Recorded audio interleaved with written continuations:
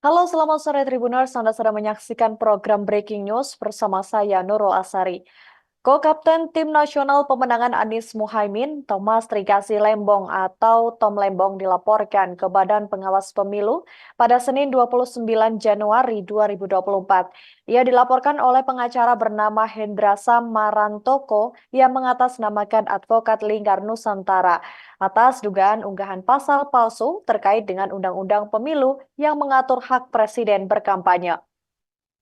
Sebagaimana diketahui, Tom Lembong melalui akun Instagramnya disebut telah mengunggah sebuah gambar yang menampilkan pasal 299 ayat 1. Isi dari pasal tersebut dinilai menghasut karena mengunggah larangan presiden berkampanye jika memiliki hubungan darah. Pasal tersebut dinilai palsu karena belum sah dan masih dimintakan di Mahkamah Konstitusi.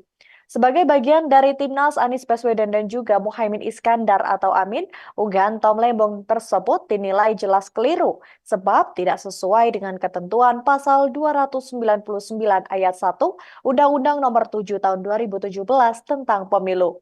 Tom Lembong diduga melanggar ketentuan pasal 280 ayat 1 huruf D Undang-Undang Nomor 7 Tahun 2017 tentang Pemilu. Koordinator Divisi Penanganan Pelanggaran dan Data Informasi Bawaslu RI yakni Puadi pun membenarkan adanya laporan masuk terkait perihal itu. Puadi mengatakan saat ini Bawaslu akan melakukan kajian awal terlebih dahulu untuk menentukan apakah laporan tersebut memang memenuhi syarat formil dan juga material.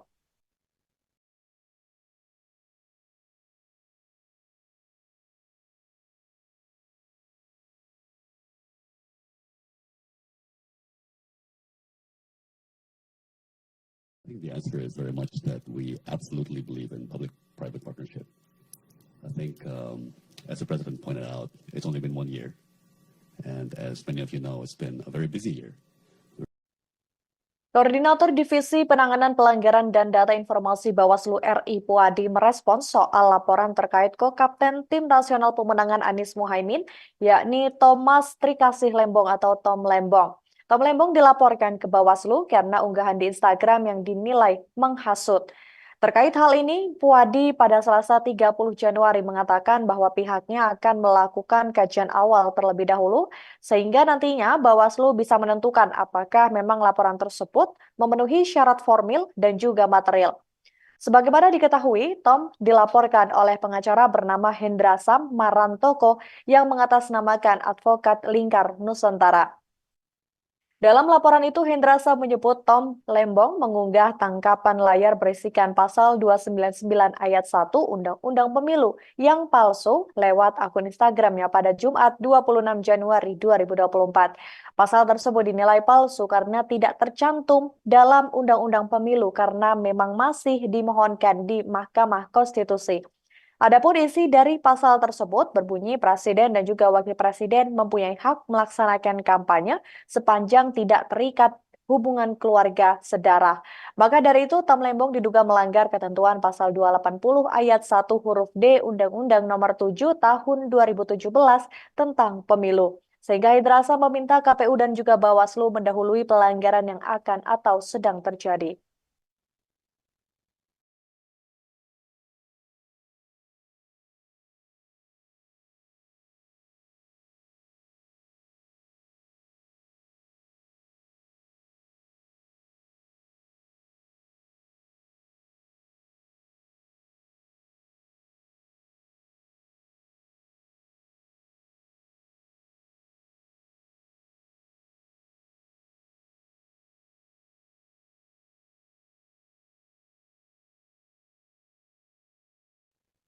Budayawan Butet Kartarejasa dilaporkan ke Polda DIY pada Selasa 30 Januari 2024. Ia dilaporkan oleh sekelompok relawan pro-Jokowi atas dugaan ujaran kebencian yang dilontarkan Butet Kartarejasa terhadap Presiden Joko Widodo pada Minggu 28 Januari 2024.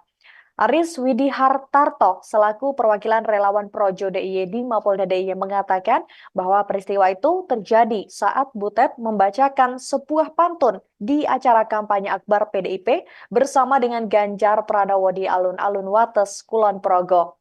Aris menyampaikan, dari video yang beredar, Butet diduga melakukan upaya penghinaan terhadap Presiden Joko Widodo. Salah satu pasal yang disangkakan terhadap Butet yakni 310 KUHP. Sejauh ini proses pengaduan Butet Kertarjasa masih berjalan di tahap pelaporan resmi, sebab pihak pelapor juga masih dimintai untuk melengkapi alat bukti dan juga saksi-saksi. Aris mengungkapkan dasar ujaran kebencian yang disampaikan oleh Butet yakni ketika kakak dari mendiang Jaduk Ferianto ini diduga menganalogikan Presiden Jokowi seperti binatang. Di sisi lain, Butet Kertarejasa saat ditemui awak media secara umum menghormati upaya hukum yang dilakukan oleh para relawan projo tersebut. Butet berpendapat sebagai seniman dirinya boleh secara bebas mengartikulasikan pikiran melalui media seni. Saat disinggung dasar pelaporan karena menganalogikan Presiden Jokowi seperti binatang, Butet membantah hal tersebut dan memiliki tafsir yang berbeda dengan pelapor. Butet menegaskan bahwa pantun yang dibacakan saat kampanye akbar PDIP di Kulon Progo adalah sebuah kritikan terhadap Presiden Jokowi dalam bentuk pantun. Pantun hajatan rakyat. Ada kucing gondol iwa empal. Aku marah tak lempar sandal. Jokowi maunya revolusi mental, tapi gagal terjungkal-jungkal. Kucingnya kabur, kakinya pincang. Ingin terbang tak bisa melayang. Ngakali survei supaya menang. Jelas jika menang karena main curang.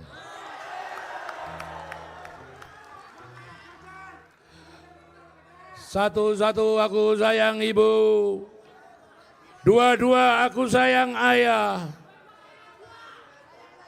Jutaan Jokower merasa ditipu. Penampilannya lugu, jebol licik, ngakali mahkamah. Demikian program Breaking News pada sore hari ini. Saya Nurul Asari dan tim yang bertugas pamit undur diri. Terima kasih dan sampai jumpa. Download Tribun X sekarang. Menghadirkan lokal menjadi Indonesia.